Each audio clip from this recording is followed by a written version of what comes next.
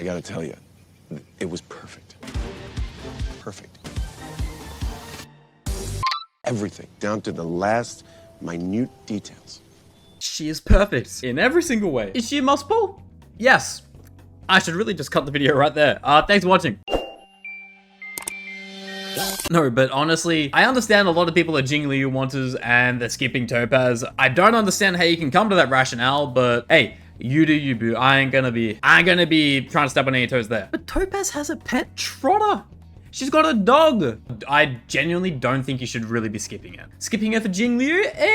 I don't know about that. But hey, pull for whoever you want to pull for. I ain't gonna be the one telling you what's right and wrong. You can beat the game without pulling for a single character in the game, so don't worry about meta too much. I don't. But if you are on the fence about Topaz, the whole reason this video exists is for that. I want to go through her kit that they showed us on the 1.4 live stream, break it down, show you some team comps, and really we'll go from there. So Topaz's ability, like pretty much what the whole kit is built around, is something called Proof of Debt.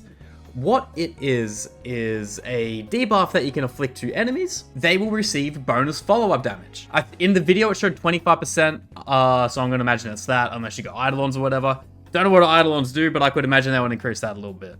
But hey, if you can afford 5-star Eidolons, this video is not for you. You can get anyone you want. But Proof of Debt increases follow-up attack percentage by 25%, and at the start of every single turn, if no enemy has Proof of Debt afflicted to him, Topaz will afflict an enemy at random. So for me, I'm currently running this perma-counter team. It's Clara, March, Lynx, Fujuan. I could probably swap out Fu for Topaz in this situation to add that extra affliction, because Clara and March, when someone gets hit, they both retaliate instantly. This is going to help a lot for that team. I know that's a team I'll be running day one the moment I get her. Yes, I will pre-farm for her. And also on her banner, I'm really going to try and get Gwyneth. If you guys want a kit video on Gwyneth, please leave a like on the video and comment down below. If that's what you want to see, I'll try and make it tomorrow. But moving on from telling you what Proof of Debt is we've got to talk about her talent, Trotter Market. So what Trotter Market is Numby. You know that little dog? My phone just went off. You know that little dog that she hangs out with? Numby? Numby acts autonomously and will always attack enemies with Proof of Debt affliction. So you don't have to actually control Numby. Numby acts on his own goddamn accord. This is the most 2-for-1 kind of character deal ever. You really only actually control one of them, so she's actually kind of crazy. And when an ally hits an enemy with Proof of Debt affliction, Numby's turn will actually progress forward. It will get quicker. He has his own speed rating, so you could potentially have Numby firing in all cylinders like twice a cycle. I don't know if it is possible. We need concrete numbers, which these videos don't give us. But the moment we get those, I will be sure to follow up on that. So yeah, that's her talent. Now, we're talking about her skill, which is called Difficulty Paying. It reallocates Proof of Debt to a different enemy, and Numby will insta-attack and deal a percentage of Topaz's attack as fire damage, which I would imagine this would be a really good thing. For example, you could have it afflict at random to just a grunt that you're versing, and when the boss, comes into play, you can flick it to the boss. And then on top of that, you're going to have all your follow-up characters in your perma-counter team comp, like I will, who will just be doing extra damage on top of that, because that's what Proof of Debt does. And speaking of the follow-up attacks, the insta-hit that Numby does when you flick Proof of Debt to somebody else, it's a follow-up attack. That's what it counts as, so it does bonus damage. Ultimately, this character is looking fucking insane already. But now for the ultimate. The ultimate is where things do kind of get interesting here, because it's got one of the coolest cutscenes I've seen. It's almost like playing Rainbow Road and goddamn Mario Kart. And it is called Turn a Profit. So when you trigger the ult, Numby enters a phase called Bonanza State. Numby enters a phase called Windfall Bonanza State. And when this state is active, damage and crit damage increase by a set amount. The amount is unknown, don't know what it is.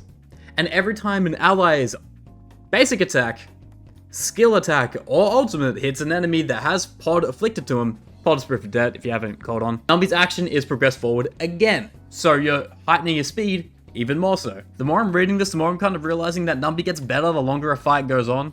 So in situations where you have like a war of attrition, say in Swarm 5 or max difficulty in Simu or MOC10 or whatever, if you have decently long fights, this character only gets better. But those are very few and far between that are genuinely effective, and you're not just doing it to pad some stats and get some cool screenshots of, hey, my character just hit 5 million damage. Kind of kind of a rare scenario to have fights go on for a long time. But they do still kind of exist here and there, so I think it is worth mentioning. And obviously, after an X amount of attacks, Bonanza Windfall Bonanza, I said it back to front, dissipates, goes away, back to not being active anymore. The more I read this kit, the more I kind of notice that the main focus for this more so is Numby than it actually is Topaz.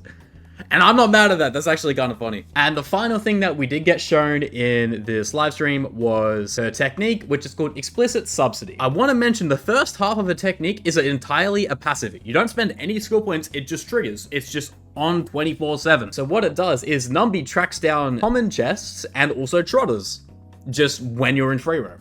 Which if you're new to an area, which is kind of cool, but at this point in time, a lot of people pretty much already cleared everywhere, so it won't be too useful, but hey, in the new areas like Penacony, this could be huge. Also, trotters do not run away. They don't get scared by Numby. They actually kind of like Numby, if you know what I'm saying. But if you do decide to use a technique point, when you enter battle, Numby will regen energy after their first attack to charge the ult. And if Topaz and Numby are still in the team after entering battle and obtaining victory, you'll receive extra credits after the fight up to a certain daily amount, so obviously you can't exploit too much. Depending on how big that bonus is and how much the daily cap is, that could be genuinely nuts. You could pretty much just get golden calyxes removed if you have Topaz, depending on what this set number is. They didn't tell us the set number, I wish they did. But yeah, ultimately, Topaz looks truly ridiculous. Also, not to mention, the magnum opus of this whole entire kit, when you trigger the ult, Numby just sits in your head, just being a little idiot. Kind of like Akamaru from goddamn Naruto with Kaiba. So is she a must-pull? In my opinion, yeah.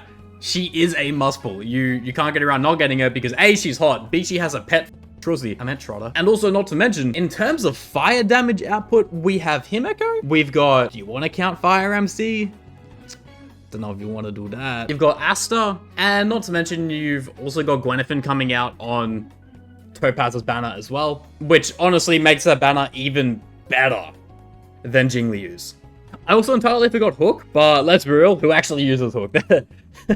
I don't think anyone actually does. For the 3 Hook users that are going to comment on this video, a skill issue. But ultimately, that's my opinion on Topaz. She looks truly nuts. I really recommend getting her if you do have the Jades and you're not waiting for any 1.5 characters like Popo or Argenty.